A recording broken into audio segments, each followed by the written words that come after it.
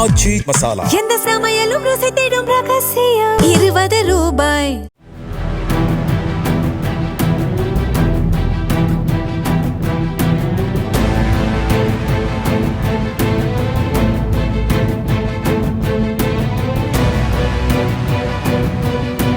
புதுச்சேரி பாண்டி மெரினா கடற்கரையில் பொதுமக்களை அச்சுறுத்தும் விதமாக பைக் சாகசத்தில் ஈடுபட்டதுடன் அதனை வீடியோ எடுத்து இன்ஸ்டாகிராமில் பதிவிட்ட தீபக் என்ற இளைஞரை போலீசார் கைது செய்தனர். தனது தவறை உணர்ந்துவிட்டதாக வீடியோ வெளியிட்டு தீபக் மன்னிப்பு கோரியுள்ளார். என்னோட பேரு தீபக்.